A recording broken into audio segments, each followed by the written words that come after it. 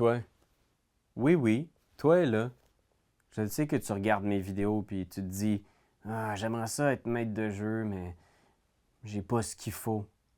Ben aujourd'hui, j'aimerais te dire que tu as tout ce que tu as besoin pour être maître de jeu. Puis je vais te convaincre de lancer ta game aujourd'hui! Oui!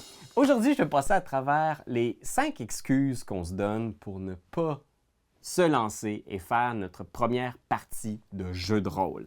Parce que je le sais, c'est intimidant. Être maître de jeu, je veux dire.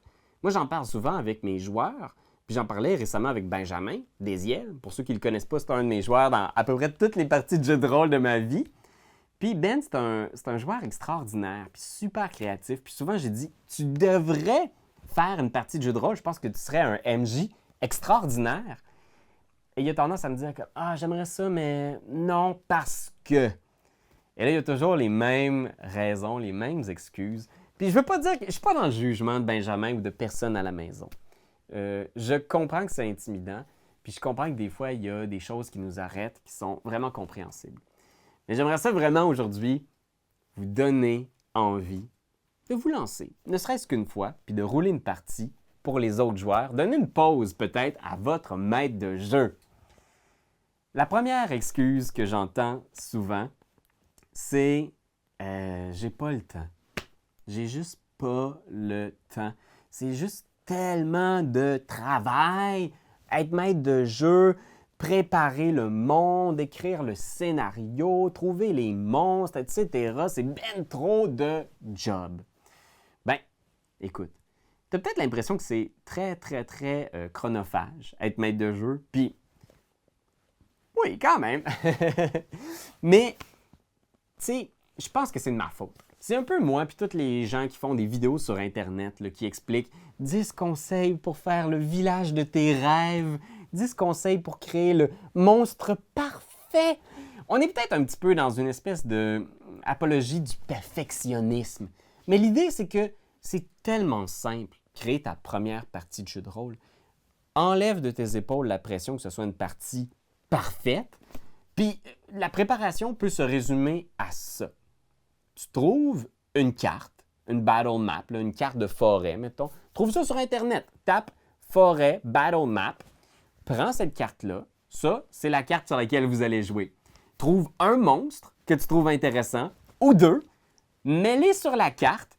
Trouve une raison pour que tes joueurs se retrouvent sur cette carte-là et ton aventure est prête. Ça t'a pris 5 minutes. Tu es prêt à jouer. Puis le reste, c'est de l'improvisation. Le reste, ça va émerger dans les décisions des joueurs. Tu as trouvé une carte avec une petite forêt, il y a un petit sentier au sud de la carte. Tu as juste à dire à tes joueurs, bien, il y a quelqu'un qui est disparu dans le village. Il était sur le sentier la dernière fois qu'on l'a vu. Il faut que vous le retrouviez. Tu peux les mener à la baguette. Ça n'a pas besoin d'être la campagne parfaite bac à sable dans laquelle on va jouer pendant 20 ans.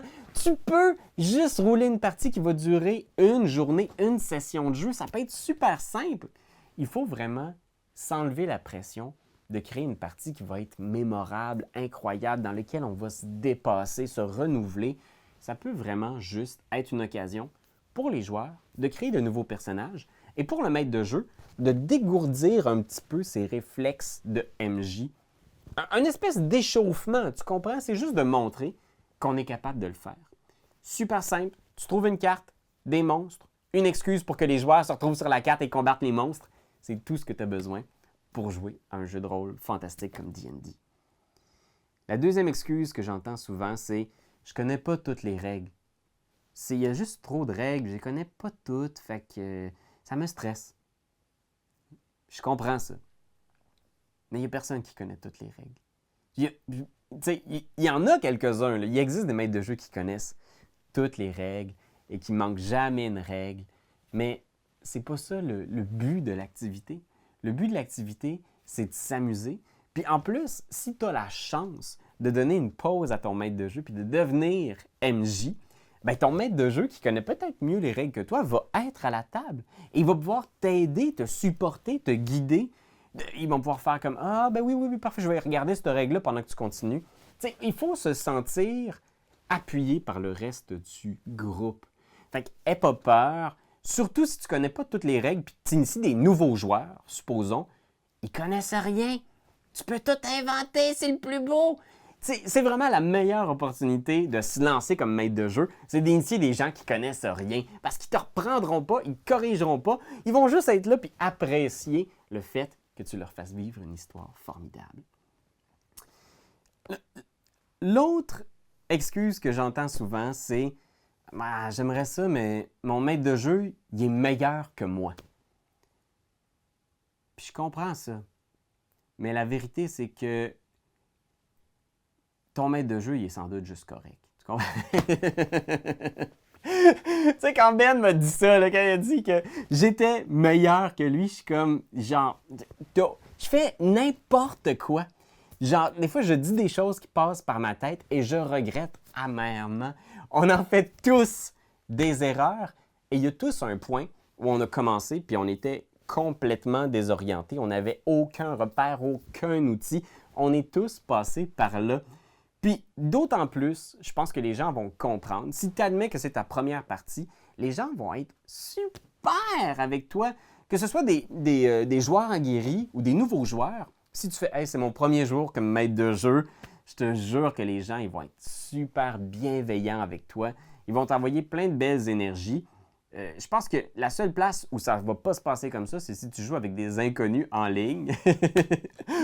Parce que les inconnus en ligne sont parfois un petit peu rough. Mais si tu joues avec des amis ou si tu joues avec ton groupe de jeu habituel puis tu prends le courage d'essayer un nouveau rôle, celui de maître de jeu, tu ne vas vivre que du support et de l'encouragement, je te le garantis. Et en plus, en secret, ton maître de jeu, il te le dira peut-être pas.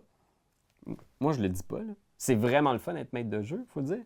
Mais on le dit pas, mais on a envie, parfois, de rouler une partie avec un autre de nos joueurs qui roule la game pour nous.